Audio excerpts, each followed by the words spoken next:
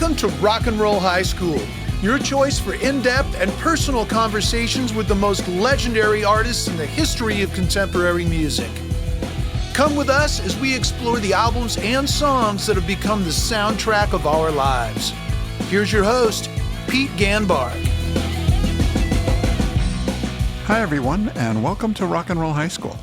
Our guest this week is one of the most influential figures in the history of popular music, even if his name isn't nearly as well known as some of the artists whose careers he helped shape. Richard Gottehrer has lived one of the most remarkable lives in the history of the music business. He began as a songwriter during the Brill Building era, co-writing all-time classics like My Boyfriend's Back and I Want Candy, the latter of which was a hit for Richard's own band, the Strangeloves. But Richard wasn't content to stay in one lane. As the music business began changing around him, he saw opportunities where others saw uncertainty. Alongside the legendary Seymour Stein, he co-founded Sire Records, a label that would soon become one of the most important homes for innovative rock music, launching artists ranging from the Ramones and Talking Heads to Madonna.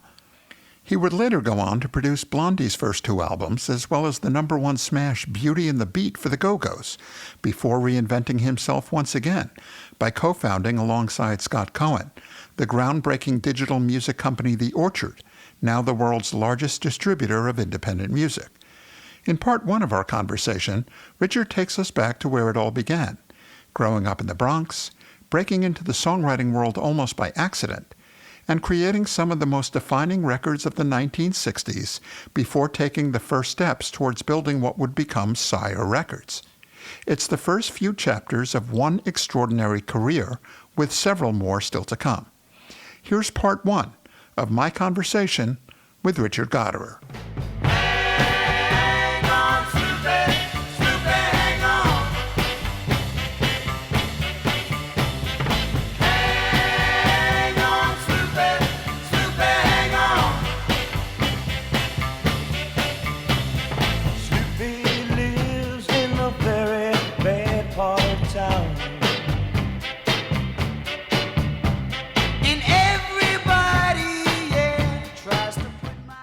Hi, everyone. Welcome to Rock and Roll High School. So happy to be joined today in person by my old friend, Richard Gottehrer. Hi, Richard. Hello, Welcome. Pete. Nice to see you. Yeah, and I haven't seen you for a while. I know. We were talking right before we went live that you and I have known each other well over 35 years. You were one of the first people that I met, as a 22-year-old rookie, thanks to our good mutual friend, Don Rubin, who was my first boss. And I didn't know my ass from my elbow, as they say. And Don started introducing me to his friends. And little did I know who he was introducing me to. I had no idea. I just thought you were Richard. You were like, our friend, the guy. And now look, it's crazy. No, I like to say the same thing. If somebody says, so how's it going? Who are you? I said, I'm just Richard. Just Richard. Still just Richard. Yeah, but you can always reach me at richard@theorchard.com. There you go. So, what's crazy about your life is that you've had, I think, these 4 discernible chapters that literally could have their own podcast, their own series, their own, 15-episode arcs. There's the Richard Gottehrer, the songwriter / the artist. There's Richard Gottehrer, the label founder. There's Richard Gottehrer, the record producer. And there's Richard Gottehrer, the distribution innovator and basically disruptor. So I want to touch on all of that, but let's start at the beginning. Tell everybody about, life growing up in the Bronx. Well, the Bronx was really interesting. It was still, I was born in 1940. I like to think that it's on my birthday, the terrible thing of the Nazis marching into Paris. That was on your birthday? I think so. If not, I like to put it there. It was either June 14th, 16th, or 12th, 1940, which is a terrible thing. What's interesting? I always do a little research before putting together these interviews, and I found out that you were born on June 12th, 1940. Bob Feldman was born June 14th. You were born the same week, 1940. Yes. That's crazy. We were born the same. Like within 3 days of each We other. certainly didn't know each other in the cradle, but we did get to know each other in made the up for it. early 60s. Right. But to answer your question about the Bronx, it was great growing up there. I'd play stickball and off the curb, three-corner.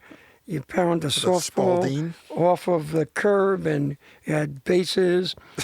What was interesting, it still had horses pulling Wow.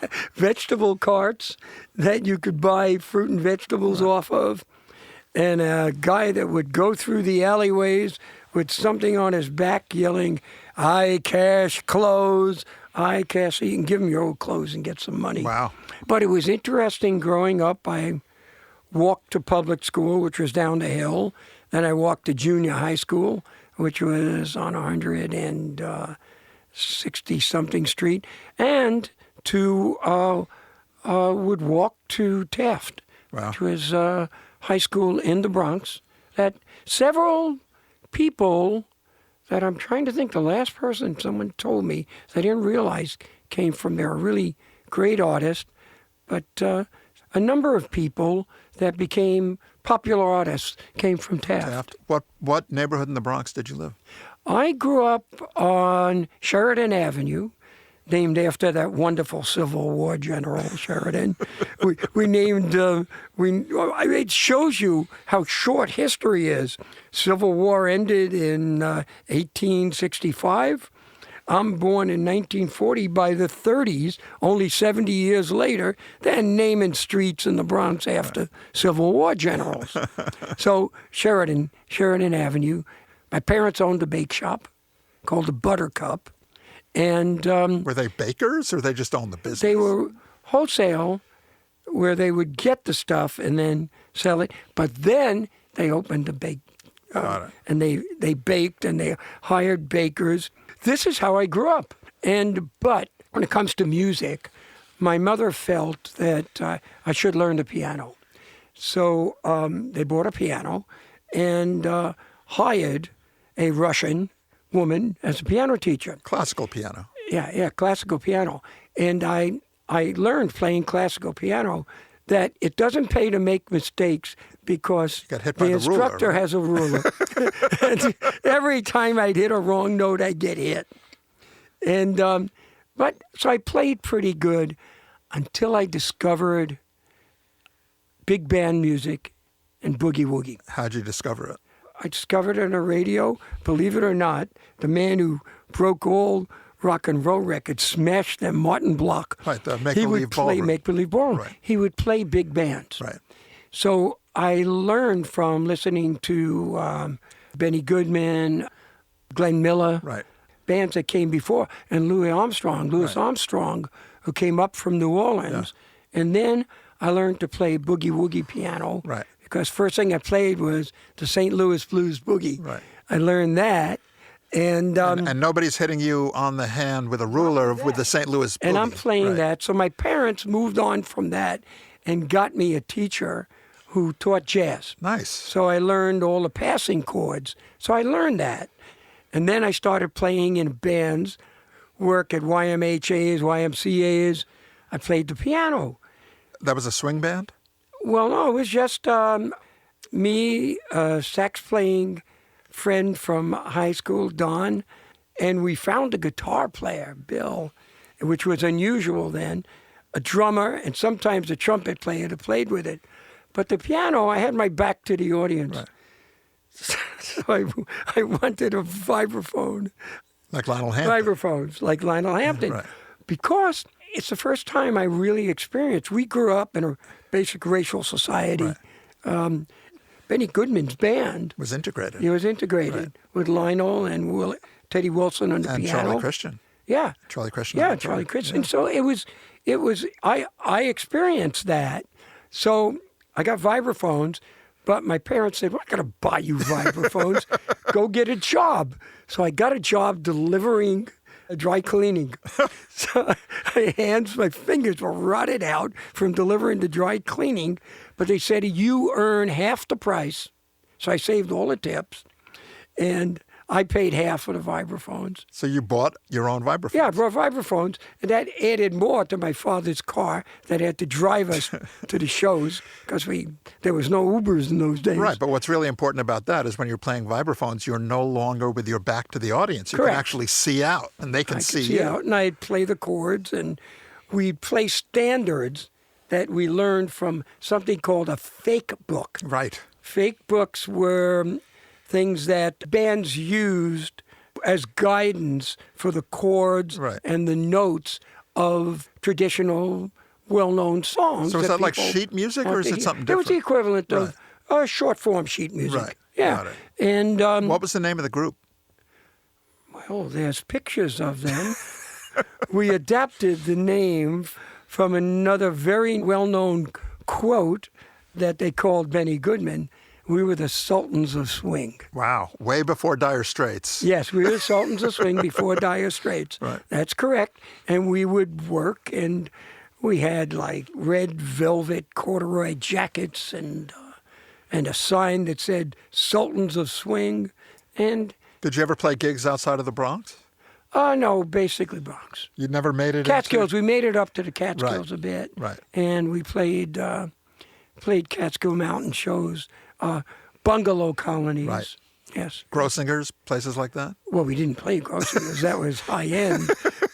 That was the Madison Square Garden of the Catskills. We might have played the imitation Grossingers. The Borscht Belt. Yeah, but which was better known to the Jewish Yiddish people as kocheleins. Right. You had to cook yourself. Right. So these people, but then there were those where the musicians were attractive to the young wives whose husbands were working in town. Right. So you were able to engage in some social activity. Right. Yeah. And at what point do you start writing songs? Yeah. So I started writing songs in, I guess I used to listen to Alan Freed, and I saw that with my classical training and my jazz training, well, all the songs I was hearing were four-chord songs.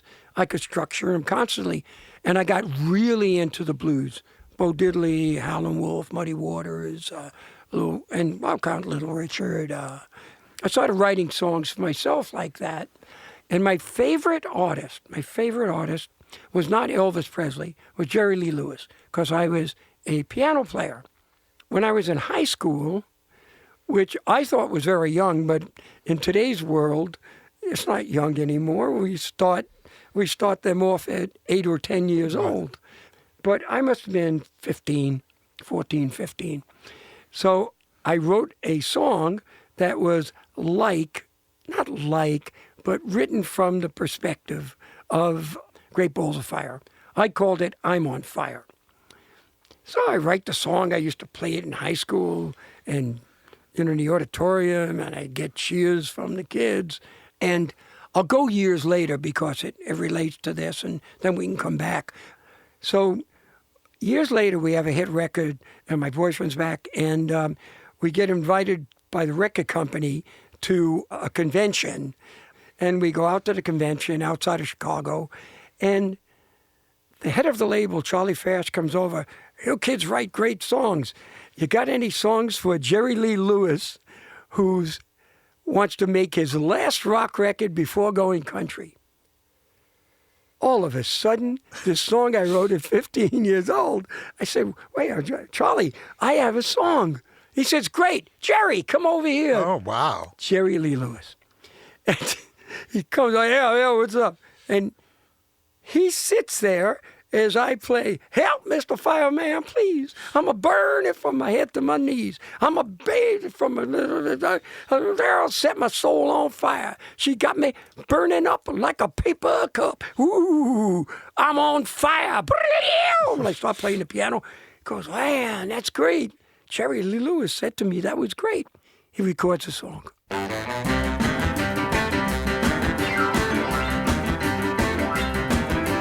Help me, Mr. Fireman, please. You know I'm burning from my head to my knees. I'm a flame with such a burning desire. The little girl sets my soul on fire. She got me burning up like woo, woo, woo, I'm on fire. Turning up. Got in the top 90, became a bigger hit in England, and got into the movie that was about his life. Right. So, Called Great Balls of Fire. yeah, Great Balls of Fire. The movie, the song was called I'm on Fire. Did you ever tell him that your song I'm on Fire was influenced by his song Great Balls of Fire, or that never came up? No, that never came up. I wrote a song. But one day I'm in Los Angeles, and I forget where. It's out near Santa Monica Way. There was a club that everybody used to play at, and somebody told him I was there. He played the song. You're kidding. At night, yeah. Wow. Yeah. And recently, a friend of mine on Cleopatra Records, Brian Pereira, his sister, Jerry Lee's sister, records for them. And she recorded that song for them. So it's the gift that keeps giving. A throwaway song you write at 16. Look at that now, right? You never know what's going to happen with a song when you write it. Well, you didn't expect it to last like that when you wrote in those days. Even my boyfriend's background on Candy. Right. You didn't expect them to become something across generations. Right. Or got used in commercials. Well, let's move over to that. So you have this group, Sultans of Swing. You start writing songs. When do you meet your future collaborators? Okay. So I went to college. I went to Adelphi. That's where I met Don. And Charles Rubin, Koppelman went there as well. Adelphi in Long Island. Adelphi, yeah, in Garden City, Long Island. And when I got there, I was going to become educated, so rock and roll was shit, you know. I got to get back into jazz. So I didn't do anything. But then I met some people. One kid, his name was Alan Chesler. His father was a man named Lou Chesler, who was connected. And he owned a series of garages downtown, parking lots. Right. Who buys the parking lots? Steve Ross. Yes. And what does he own? Well, it was Kinney Parking, and then it became... That's right. Then it became the Warner Music And it became Warner Music Group. Right. So that's sort of how I got involved. So I went down, and they had a label that was run by a man named Morty Kraft. Okay. A legendary character that probably nobody remembers or heard of. But in doo-wop and early rock, and I think he was the first person who was the head of MGM or something that recorded Connie Francis. Okay. You know, all that. So I start writing some songs for them, and then sort of drifted into law school, and I sat next to somebody who you also know. Okay. Marty Bandier. Oh, wow. I sat right next to Marty Bandier at Brooklyn Law School. How funny is that? Yeah, no, I mean, for the audience who doesn't know these names, Marty Bandier is probably the greatest music publisher of all time, in my opinion. Well, and he was partners with Charles Koppelman. That's correct. Koppelman, Rubin, and you know a whole episode could be talked about. With and then those guys. EMI. Right. The head of EMI Publishing. Wow. You know, which eventually So did you? became You didn't graduate law school, did you? I didn't. I started because I would take the train down from the Bronx. I still live in the Bronx. The D train stopped on 7th Avenue, then would continue out to Brooklyn Law School. But I started getting off at 7th Avenue because that's where it was 52nd Street and 7th Avenue. So that's right near the Brill Building. 51st Street was 1650 Broadway, 49th was the Brill Building, and that whole area was songwriting. Right. So I started writing songs, and I wrote a song. Here's how it goes. I met the guys. I started writing for Nat King Cole Publishing Company. And one day I come in, and they said, "Hey, Richard, you got any songs for this group that just had a big hit, Gladys Knight and the Pips?" Oh, wow. So I said, "Sure." And I go home and I write a song. And the song is called Morning, Noon, and Night. You can find it hidden away somewhere in the best of night. So he says, "Here's the address." I look at the address, and it's in the center of Harlem. And I said, okay. I was driving around at that time a chartreuse and black Chevy 54 convertible. Nice. It was a hot car. Driving around, I see a parking space in front of the address. I don't know, it was 130-something street and the side streets. And downstairs in the basement, I go in. there's Gladys Knight, there's the Pips. And they said, all right, you got a song, boy? So, yeah, I got a song. I'm nervous. So I sit down at the piano, and I play this song morning, noon, and night. You got to do this in the morning, this in the afternoon, this at night, and that's how you keep your man. Okay. What the hell did I know about that? Right. But I wrote a song about it, and they were like blown away. They said, you play the piano like, you're from, you're like us. I said, yeah, I guess I sort of am, and I started talking about the blues, and I started talking about the South, which I knew nothing about, but I read everything about it, where the roots of blues music came from. And they recorded the song. Now, it didn't become a hit, but it got included in the album. Come here, girls. Let me tell you something true. If you want to keep a good man, here's what you got to do. You got to love him in the morning from the time that sun comes up. You got to give him a lot of kissing to sweeten his coffee cup. So hold him tight, and treat him right, morning, noon, and night. That's how you keep a man. So I go back another day to the music company, Nat Cole's music company, and I'm sitting there, and I'm waiting to see the guys. I'm waiting to see them, and there are two other guys sitting there. Who were you waiting to see? I was waiting to see him. Jack Gale was his name. He was the head of the company. There were two other guys sitting there waiting for an appointment as well. We started talking. What do you do? What do you do? It was Bob and Jerry, Bob Feldman and Jerry Goldstein. I said, we write songs. Our partner, I said, well, I write songs too. They said, hey, you want to go somewhere and write a song? Yeah, fuck these guys. Let's go write a song. They kept us waiting. We went and we wrote a song. And then we wrote another song and we wrote another song. And then we made our way to a company called Belltone. Okay. Belltone was a small independent record company in 1650 Broadway. And they had several artists that were hit artists. One was Bobby Lewis. Bobby Lewis had a hit song called Tossin' and Turnin'. And I said, kids, we need a follow-up. Oh, we wrote a year later, I'm tossing, I'm turning, I'm tossing and turning again. Back in the summer of... So we wrote a parody of Tossing and Turning Again. My baby got me tossing and turning again. I can't sleep, I keep on pacing the floor. Tossing and turning again. Up all night, just lying before. Tossing and turning again. After the summer of '61, they told me you're running, round was done. For the young, the sneaky, been having fun. That's why I'm tossing and turning again. My baby got me tossing. It became a top 40 hit, but didn't get any further. But then we became writers for Belltone. And we wrote one song for a group that had a huge hit called My True Story. We wrote the third follow-up for it, a song called What Time Is It? Okay.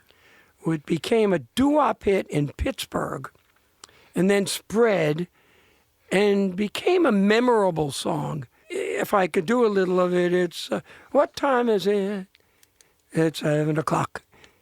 I hear the buses go. What time is it? It's 8 o'clock. Now it's time to go. Tick, tock. Listen to the clock. The background goes. And at the end, what time is it?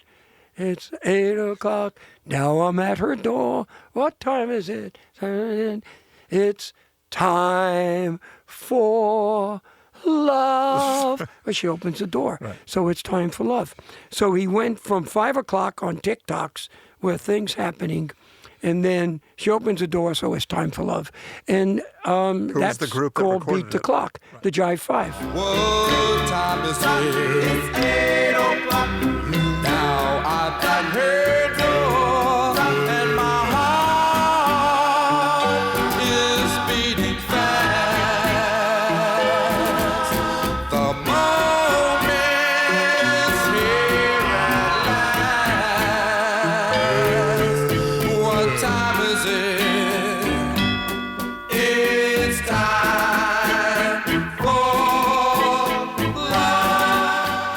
from there, we kept writing. So because of that, we get hit on by a guy at a company called Roosevelt Music, a legendary music person that died well before his time. Wes Farrell was his name. Wes Farrell's probably best known for the Partridge Family, right?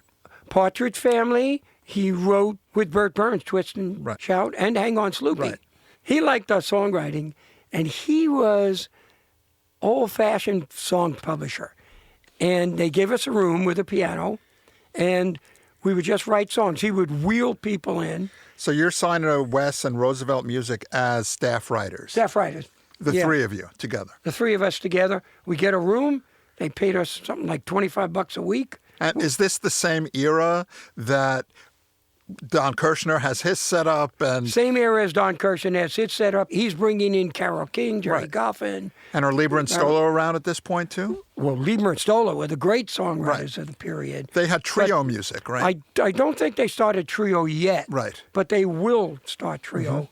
But they were of the greatest of Right, that but everyone period. is in the neighborhood. You have Lieber and Oh, yeah, you Stoller could as the walk veterans. in. You have Carole King, Jerry Goffin, Man and Weil, Ellie Greenwich, and Jeff Barry, everybody. And Neil as a Sedaka, songwriter, you could actually Howie walk Greenfield. through those buildings, knock on doors, and they would sign us your song if they wanted it for 6 months, give you a $25 advance, and they would try to get recordings of it because artists then did not write their own material. Right. There were songwriters that had a skill for doing Right. it.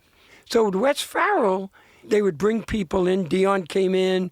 We wrote a couple of songs for Dion that he recorded. Jerry Butler did a great song of ours called Giving Up on Love. Oh, the girl that I love doesn't love me anymore.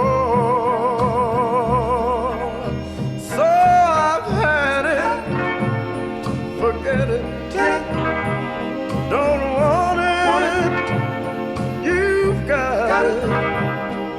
I'm giving up on love before love gives up on me.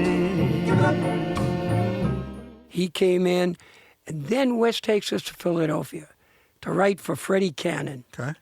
And we wrote the follow-up, both sides, the follow-up to Palisades Park that got into the 80s or so, both sides. We thought we were made it and going to get rich then, but that didn't quite make it.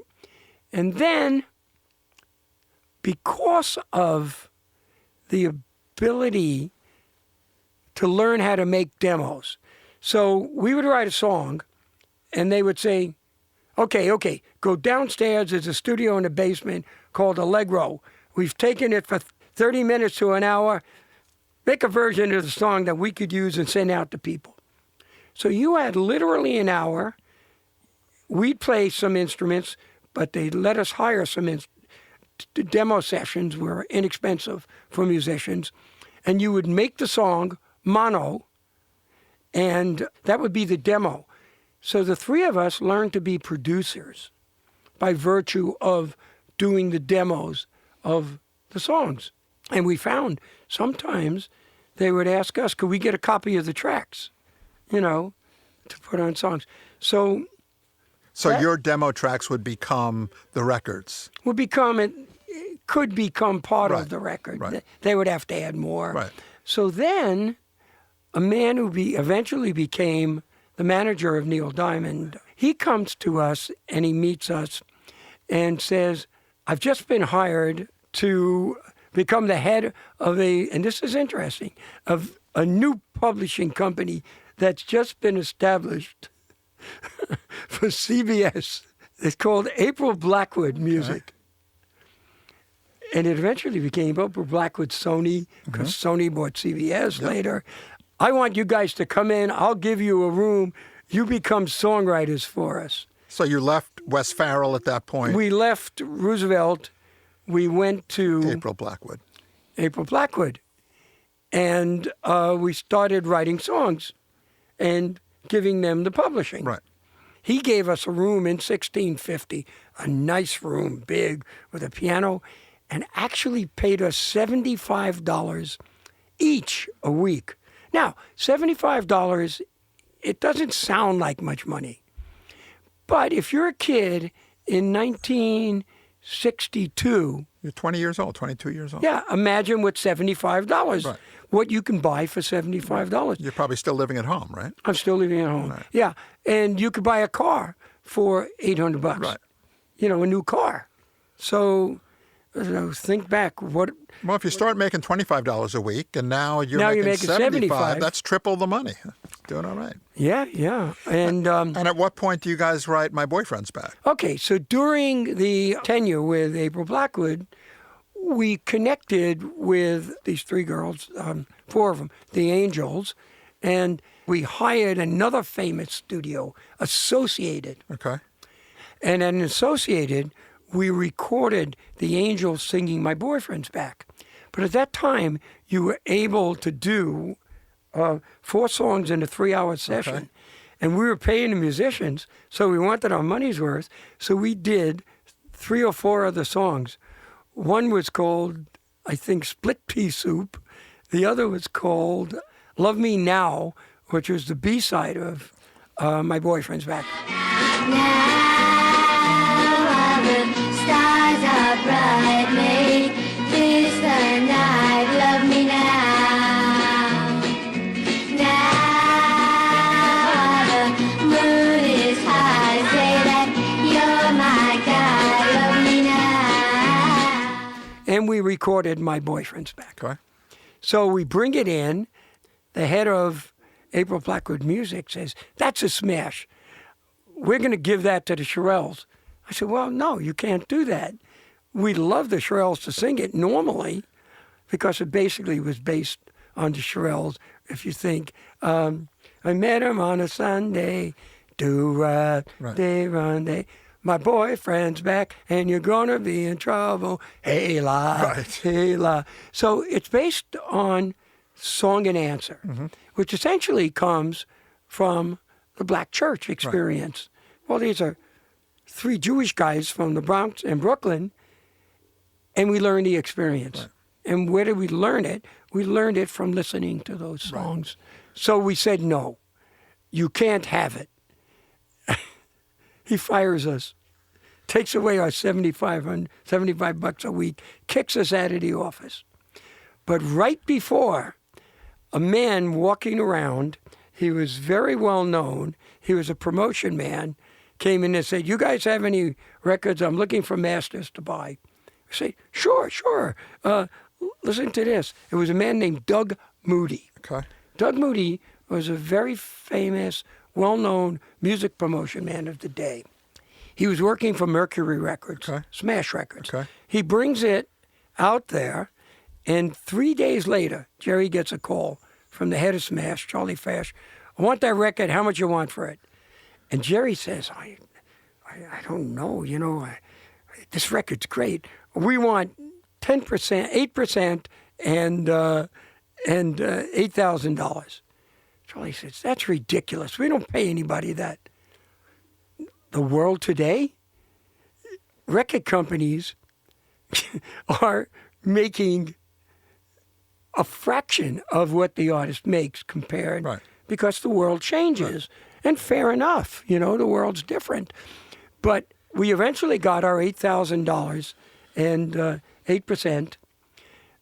The record comes out, and within 4 weeks is number 1. And when I wouldn't go out with you, you said things that weren't very nice. My boyfriend's back and you're gonna be in trouble. Hey la, my boyfriend's back. When you see him coming, better cut out on the double. Hey la, my boyfriend's back. You've been spreading lies that I was untrue. Hey la, my boyfriend's back. So look out now, 'cause he's coming after you. So of that $8,000, do you have to share that with the Angels? With the artists? I think they had our contract with them was for 2 or 3%. Got it. So we had to give them a small fraction Right. of that, a fraction of it, of course. But the song comes out and it's a number 1. It's a smash. Yeah, and all of a sudden they could work, becomes a smash, and we become successful producers. Talk about life of copyright. I mean, My Boyfriend's Back. Isn't it the Hess truck every Christmas? Yeah. What's amazing about it is that you would hope somebody else would record it, so it would continue its life and you would continue to earn from it, because albums were not a big thing then. You know, over the course of, you're talking about 1963, so we're almost gone 60 years, right? So it's crossed generations, been recorded in different forms, but 30-some years ago, Hess Oil decides it suits their product. Okay. And they change it to the Hess trucks back. And at first it would come out only at Christmas. Now it's around all the time. And they sell vast numbers of trucks, toy trucks. The agreements expire, they renew it. I think it still has 7 years left in a very good agreement. Right. That it's now, the song is now handled by Sony Music Publishing. They've negotiated a good deal for it.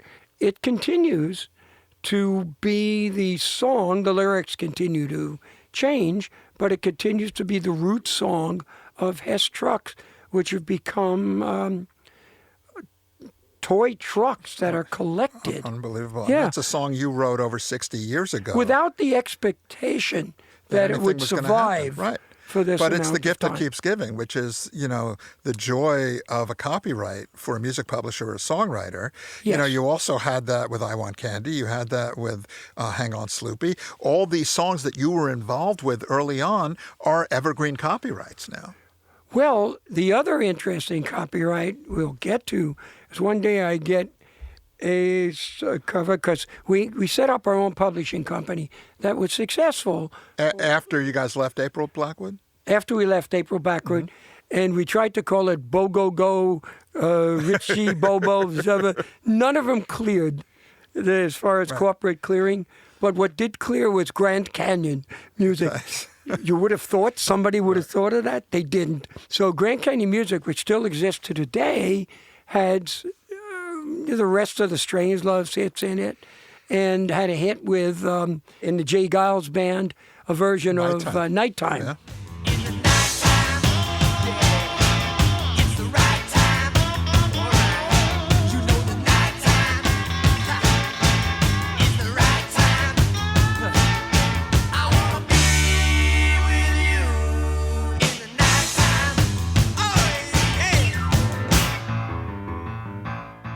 And also recorded by George Thorogood. Right. So and Dr. Feelgood.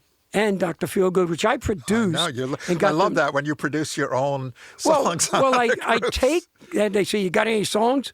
You know, I said, yeah, well, what about Didn't this? Blondie They cut set- My Boyfriend's Back? Or No, one- the Ravenettes cut Oh, My the Boyfriend's Ravenettes, right, Back. right, Yeah, right. and they did it really well. It was great. Boyfriend's back and we're gonna be in trouble. Hey la, my boyfriend, if you see him coming, better cut out on the double. Hey la, my boyfriend's back. You've been spreading lies that I was untrue. Hey la, my boyfriend's back. Look out now, 'cause he's coming after you. Hey la. But the point I was going to make was with Grand Canyon and songs, there was one other song that was a B-side that I loved in the McCoy's album we did. And at that time, British bands were still coming and taking songs that were done by American bands and recording them. And there was a band in the UK in the British period of like by 65, 66, called the Merseys. Okay. The Merseys recorded the song. It was called Sorrow. Sorrow became #1 in the UK by the Merseys. Never a big hit here. But, By the Mersey Beats. right. But years later, David Bowie decides to do an album that he calls Pinups. And Pinups were songs that when he was listening to the radio, before he became well-known and famous, influenced him. Right. And this was one of them. Now, who would expect that Sorrow that we wrote was to never- be a never a hit. Birds-like song, never a hit in America, but was a hit in the UK, was one of the songs that influenced David Bowie. Right, and he so he recorded records it. Sorrow. Too long blonde hair and your eyes are blue. The only thing I ever got from you was sorrow. Sorrow. You're acting funny, trying to spend my money. You're out there playing your high-class games of sorrow. Sorrow. Well, Sorrow becomes his hit off of Pinups, Published by Grand Canyon Music. published by Grand Canyon. At the time, administered in the UK by Sony Got it. Publishing, but now published worldwide by Grand Canyon. Right. But Sorrow, so it shows you the value of a copyright. Now, the interesting thing about it, the three of us would sit around in a room, and yes, there were three of us, but one might write the song, but we'd share it three ways. Right. Today, you sit in a room, and the person who programs the drums is part songwriter. Right. Well, the drummer, when we would go and make the demos, never said, I'm playing the beat. Right. It's different times. Right. Times change. Yeah, can't even criticize it. I would say, I'm sorry, Right. if they said it to me. Well, you didn't write the words, you didn't write the melody. Right. I'll get a different beat for it, Right. thank you. But the truth is, things do change. But we were writing the songs, publishing the songs, and producing the records. Right. Talk about the Strangeloves and how all that came together, where you and Bob and Jerry actually become the artists yourself. Right. So we write a song. We pick an arrangement of a standard song called "That's All I Want from You." I think it was James. Joni James. Yeah, I think it was a Joni James song. But that's all I want. A little love that slowly grows and grows, not one that comes and goes. That's all I want for you. Okay, so in the middle, because it was 1965, we did the track in a ska beat. Check, check, check, because ska was happening then. Okay, we did it in a ska beat because we wanted to give it to the Angels. I said, well, I'm not singing that. They didn't want to. In fact, at that point, they didn't want anything to do with us anymore. So we had the track. So we said, we'll record it ourselves. In the middle, Bob Feldman goes, a little love, love, that slowly grows and grows, love, not one that comes and goes, love. That's all I want from you. Okay, that was a lousy British accent, but he did it better. Okay, so he does a narration in the middle like that. We were able to sell because we had connections at Swan, and we called ourselves the Strangeloves as a joke, and put the record out on Swan. Swan was a label out of As Philadelphia. a label that had Freddie Cannon, that had, they had the Four Seasons. Right. Bob Crew was Crew. part of Yeah. Swan Records. And Swan Records. Dick Clark was a silent partner. A silent partner, yes. Tony Mamarella, American Bandstand, the whole Tony thing. Mamarella. Right. Yeah, this was all out of Philly. Out of Philadelphia. Right. Okay. And we met them because of the West Farrell connection. Right. All right. The record comes out, not doing anything. One day we get a call from a radio station in Virginia Beach, Virginia. And he says, will you guys come down here and work and do a show I'm putting on? I said, well, why should we do that? Well, he says, I think I can make this record #1 in Virginia Beach. Gene Loving was his name. He was a DJ. DJ, right? Okay. We said, yeah, but why could you make #1? He says, don't you get it? People think you're English. You're part of the British invasion. I said, we can't pass for English. Because of what? Because we couldn't really fulfill But they thought that whole thing. you were British because back then there were no photos, there was no internet. Right. It's like the guy sounds British in the middle of the song. So- They must be from England, right? Must be from England. So we said, well, what else is in the British Empire? We don't want to say we're English. Hey, South African? No, those people, they're apartheid. We can't do that. The Australians are great. We'll become Australian. So we used to ask him, say, can we be Australian? He said, sure, become Australian. Who, you're So- asking Gene Loving this? Gene Loving. He said, yeah, you're Australian. I'll promote it as from Australia, the British Australians. Nobody ever in America ever met an Australian. So we go down, we're going to be Australian. So, by that time we were out partying because we were making lots of money. So we had some girl that traveled with us, and then we would bring our weed with us, and we'd be stoned all the time. So we get in the car, we're driving down to Virginia Beach. Of course, we're speeding. We get stopped, pulled into court. Hidden was the weed in the glove compartment. We could have gone to jail for life. We didn't. We got to Virginia Beach. We pull into the radio station. I said, what are you doing here? I told everybody you're from Australia. Here, get out to the airport. Get in that plane. Get out there. There's a plane, the 2-engine plane. We get in the plane. It taxis down to the main airport entrance.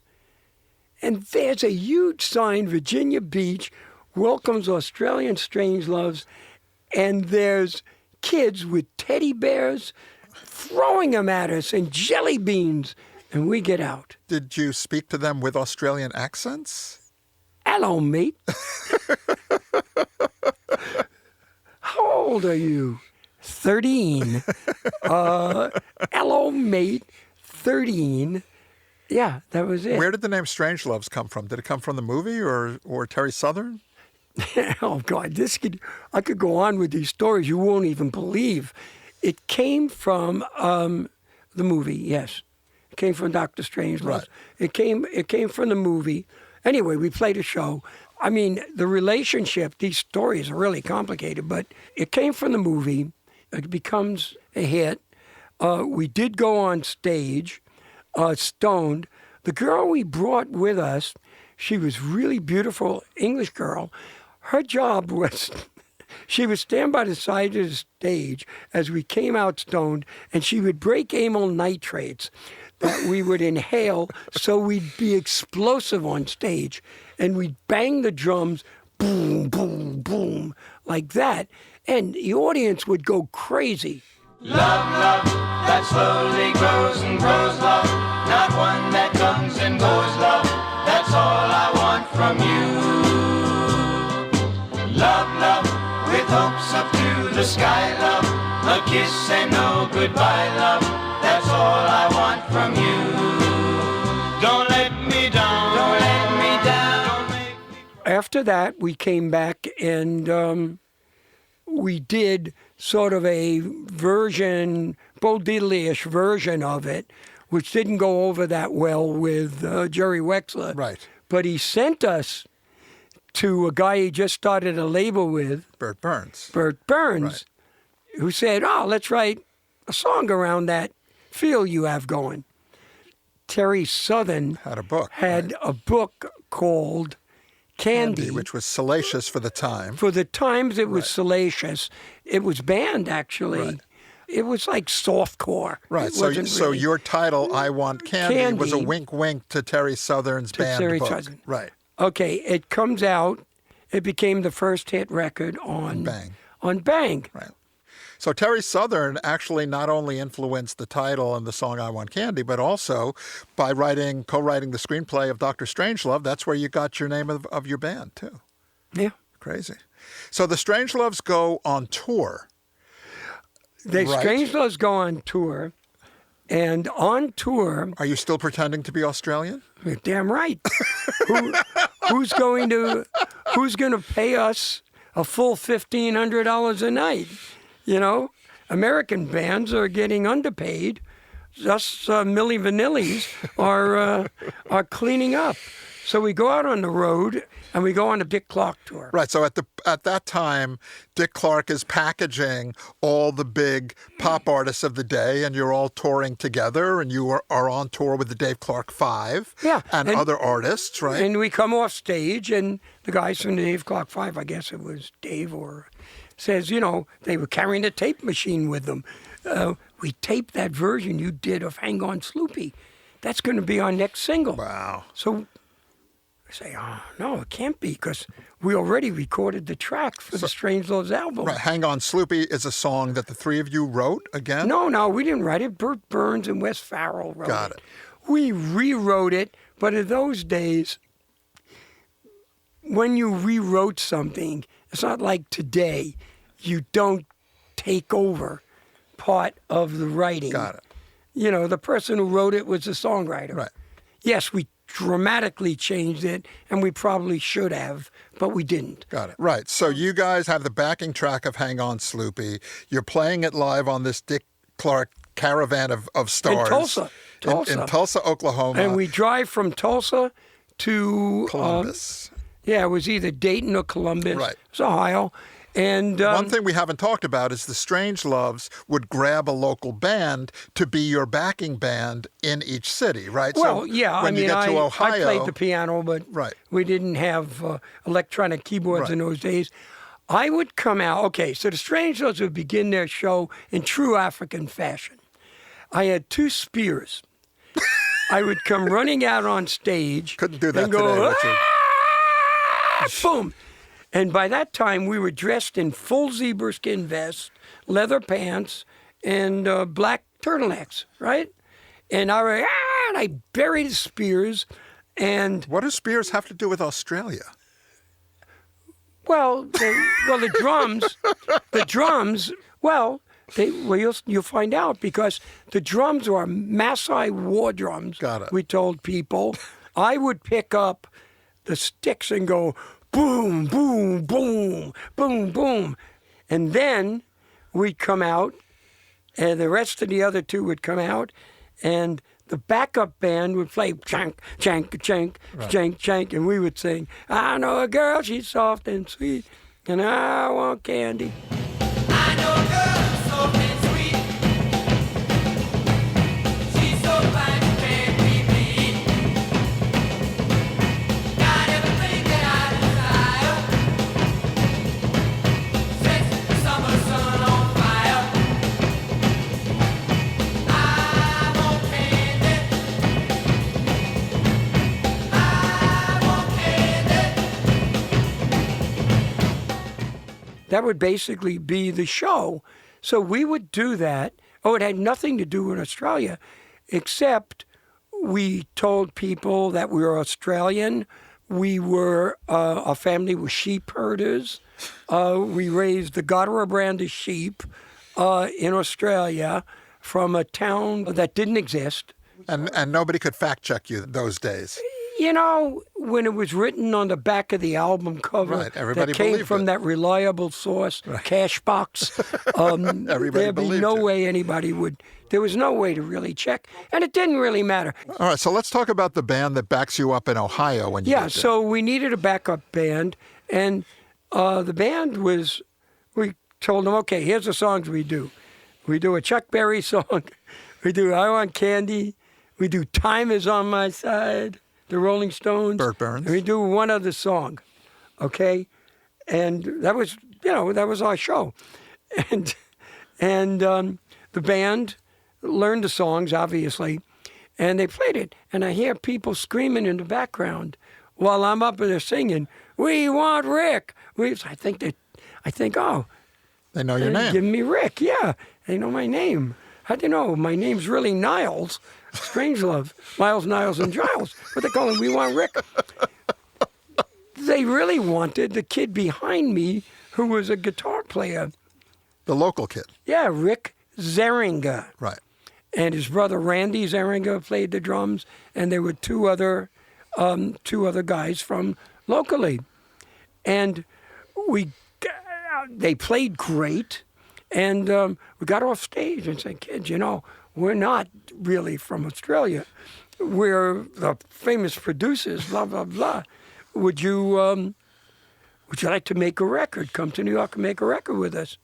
Well, I got to speak to our parents because they were 17, 16, We went to their house the next day, and the parents said, okay. We had to put them up in a hotel. All of us drove. They followed us to New York. And the next couple of days later, we had rehearsal. A couple of days later, went into that great studio, Bell Sound. Okay. put their voices On your backing track on our of backing Hang On tracks of Sloopy. Hang On Sloopy. And the guitar solo Rick played, which was great. I said, wait. One thing I always wanted to do, I would have said, just like in Louie Louie, before the guitar solo, he says, okay, let's give it to him right now. Say that and play the solo. He did it. Hang on, Sloopy, Sloopy, hang on. Hang on, Sloopy, Sloopy, hang on. Yeah, let's give it to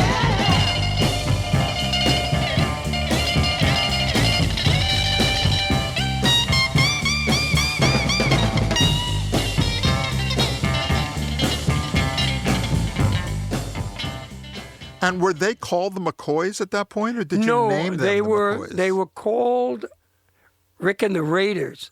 So I said you couldn't be Rick and the Raiders because of Paul Revere and the Raiders. Right. You know, who also did Louie Louie.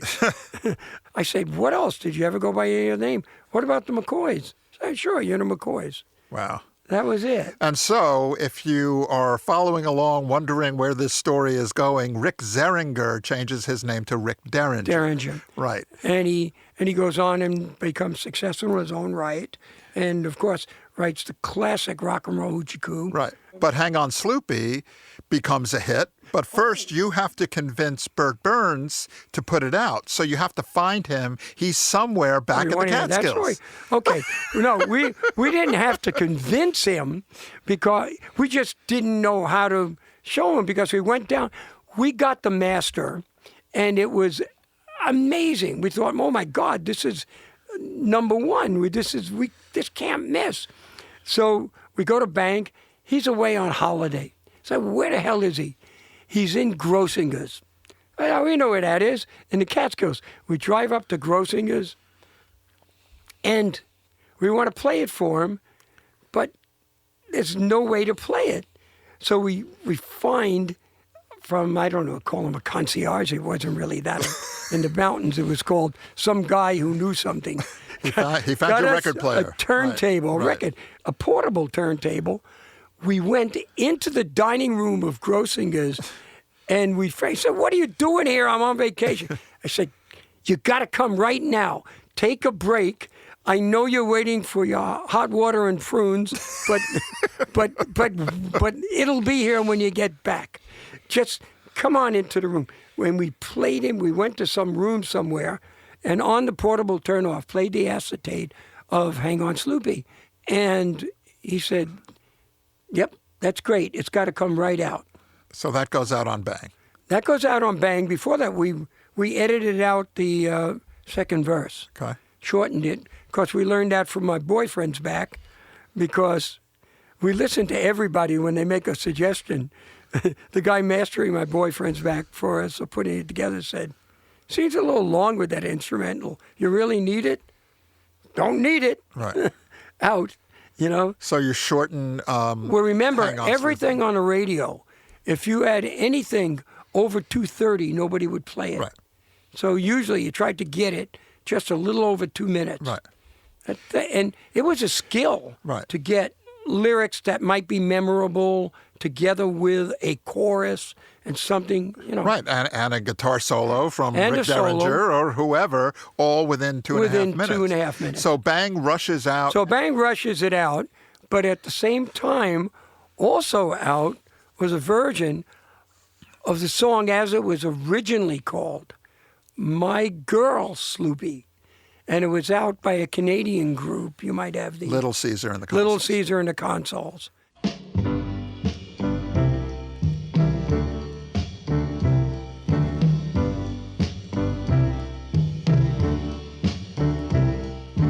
Hang on, Sloopy, Sloopy, hang on.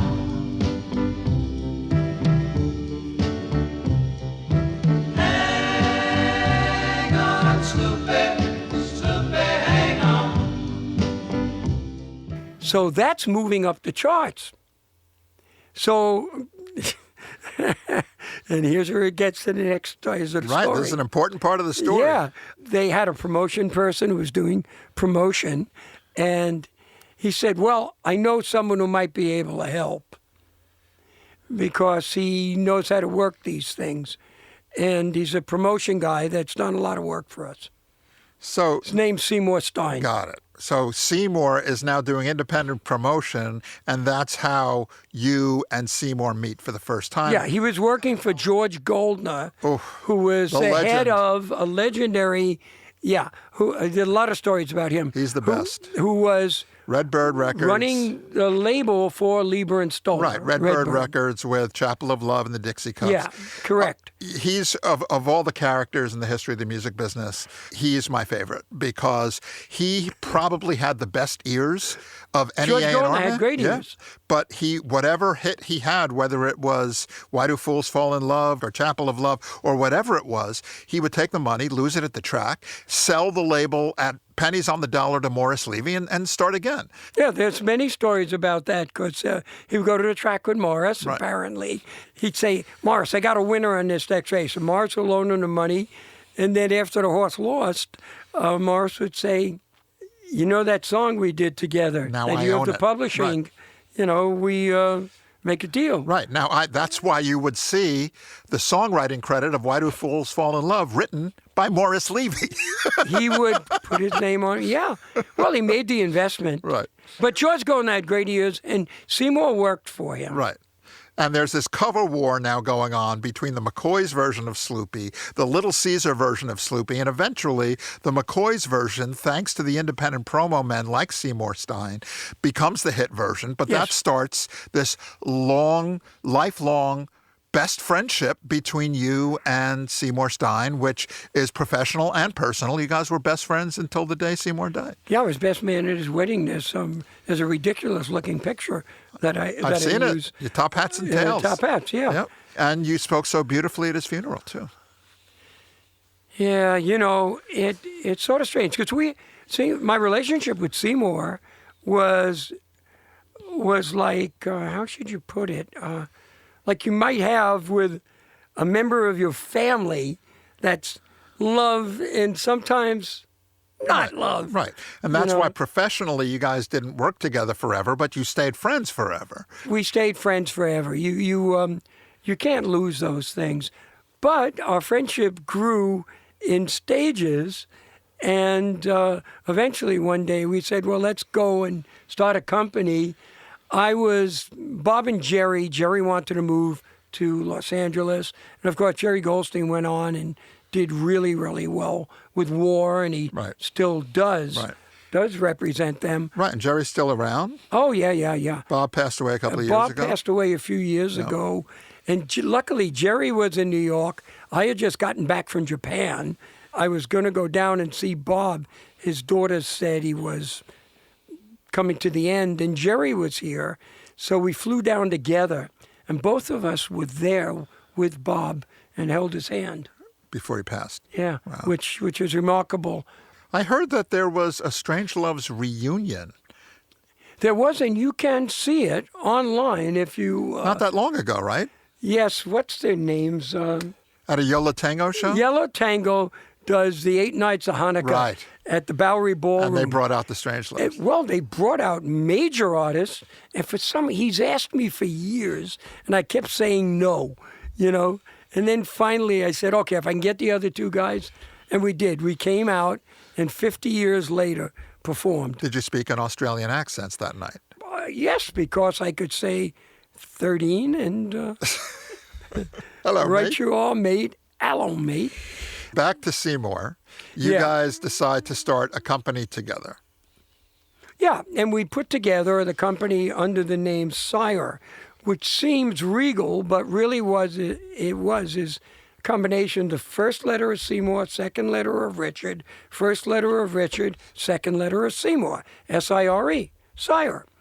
And the publishing companies were Dora Flo Music. His mother was Dora, my mother was Flo, and then we decided to be really interesting. So we took the name of the French cigarette because we were doing business overseas bleu disc, disc blue. Disc bleu became blue disc music. Yeah, and we started this company as a production company. Seymour had a friend who became the head of Epic Records. His name is Tommy Noonan.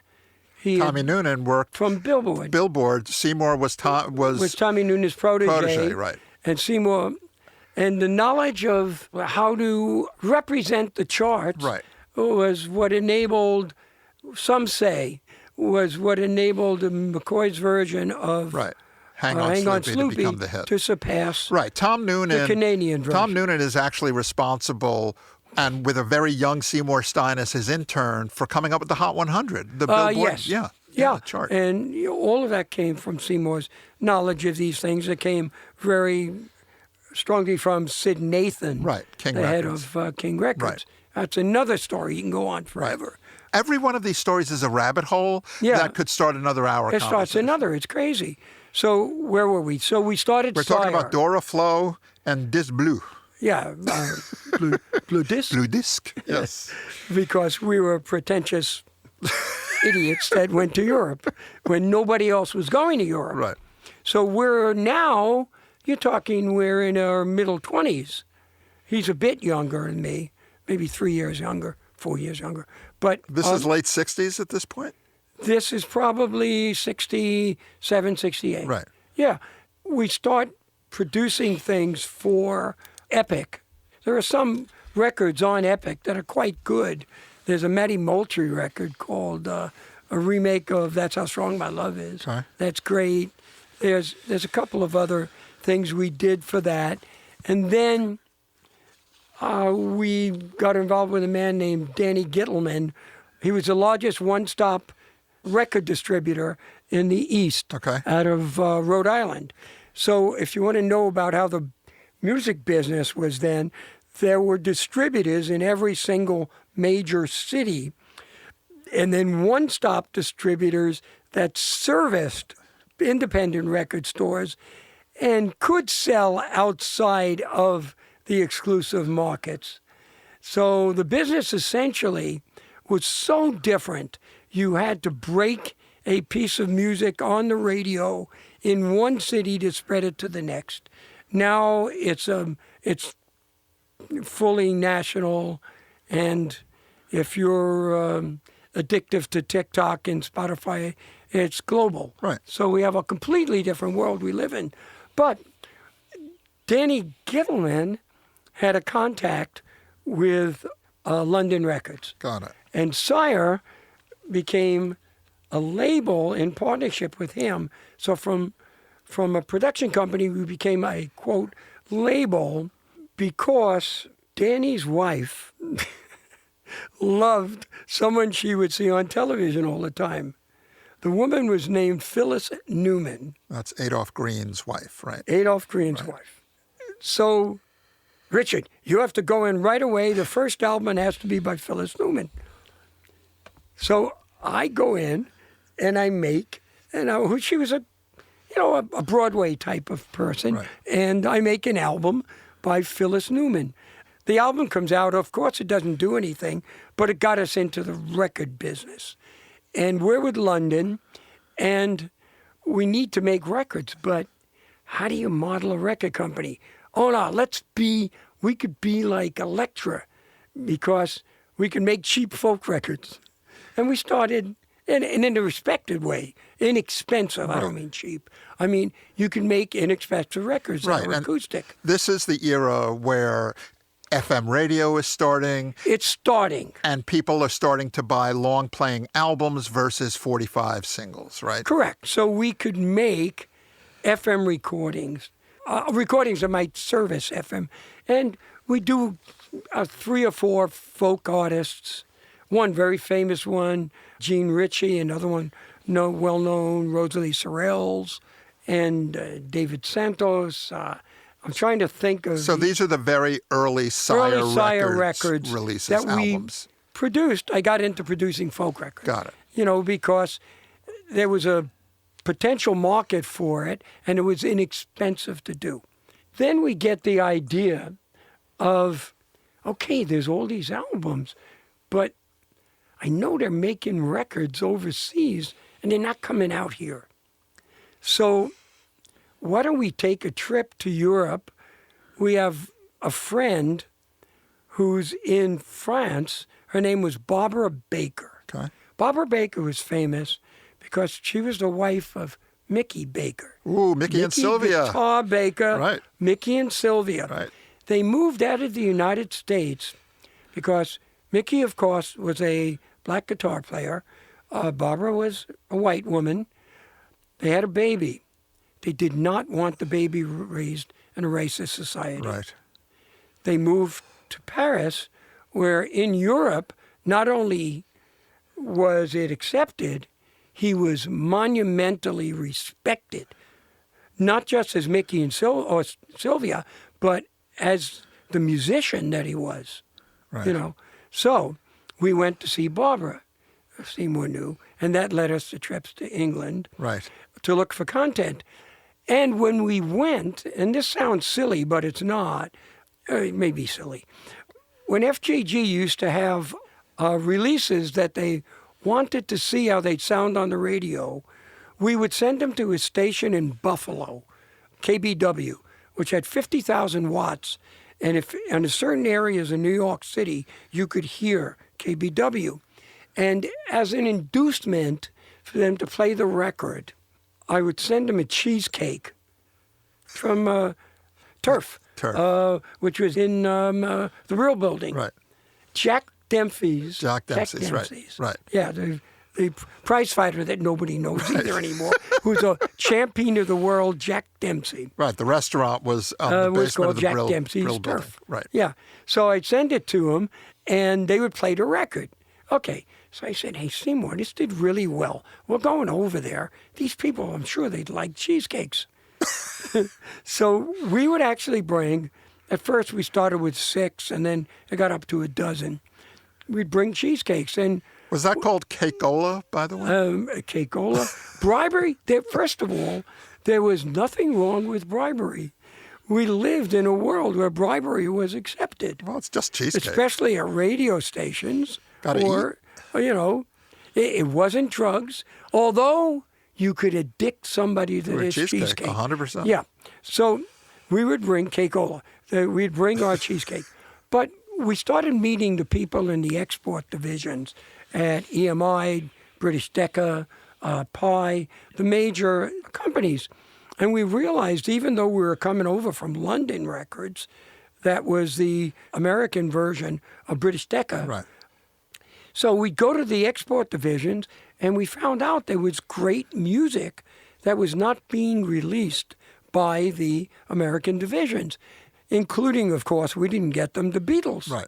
The Beatles their first singles came out on Swan, And She VJ. Loves You, and VJ, Right. Please Please Me, right? It was like 6 months or so of the Beatles being the biggest thing in the UK before Capitol Records released the album. It might have been a year. So we would say, is there anything that you people, it was their job, would like released in the United States? And we started finding bands. And you started giving them cheesecake. And we gave them the cheesecakes in exchange. Next time we would come back, you got anything else for us? You got the cheesecakes? Sure. And we became friends with these cheesecakers. And they gave us bands like, we had Climax Blues Band that became successful here. Barclay James Harvest that became successful in other areas of the world, not in the United States. Renaissance. We had the first Renaissance. One of them finally broke enormous. We met them at the Grand Gala du Disc in the Netherlands. And a man named Hubert de Hagen was his name. He was from Radio Luxembourg, and he had a Dutch instrumental group called Focus. We took the record and put it out. We had moved from London from then to Polydor, which was distributing Sire, and then from Polydor to Famous Music, which was Paramount. With Tony Martell. Okay, with Tony Martell. Right. Which is another story, which is interesting. But let me just finish the Focus. So Focus came out and it was okay. But the second record, we already had partnered with Mike Vernon, who was, with his brother, the owners until we bought half of it, Blue Horizon Records. Well, I mean, what's crazy, we're recording this in mid-March of 2026. Mike Vernon passed away 2 weeks ago. Mike Vernon passed away 2 weeks ago, which is in Spain, which is very sad. But Blue Horizon, if people don't know the name of the label, Blue Horizon was responsible for the great British white blues artists, Fleetwood Mac with Peter Green, Chicken Shack with Christine Perfect, who later became Christine McVie. And they were together and became Fleetwood Mac. The Fleetwood Mac that we all know now. But beyond that, Mike Vernon and his brother idolized the historic value of the great blues artists of the period, of the blues period, and found them and re-recorded these people. And that's how we met the Vernons, because Mike Vernon was recording Champion Jack the Flea, and Seymour happened to be in the studio with him, and Champion Jack said to Mike Vernon, I'm not recording no more till I get my $200. And Mike Vernon says, I don't have $200 to give you. So we're in British Decca, just record the songs.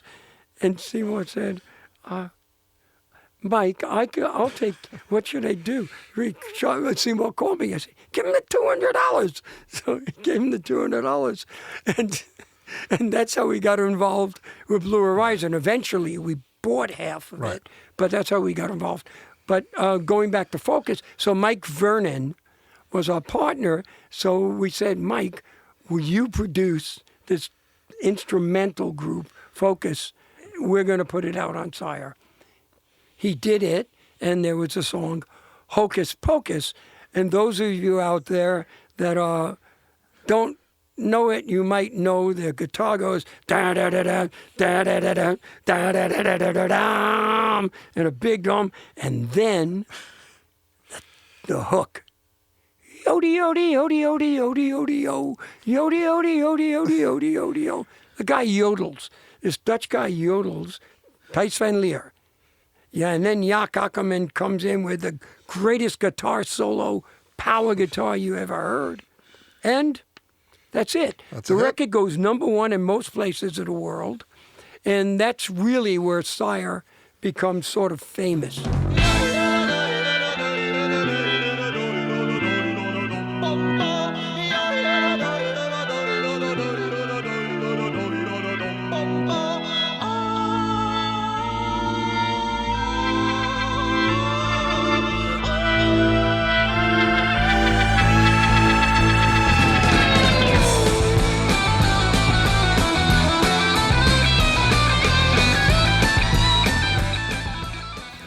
That was part one of my conversation with the legendary Richard Gottehrer.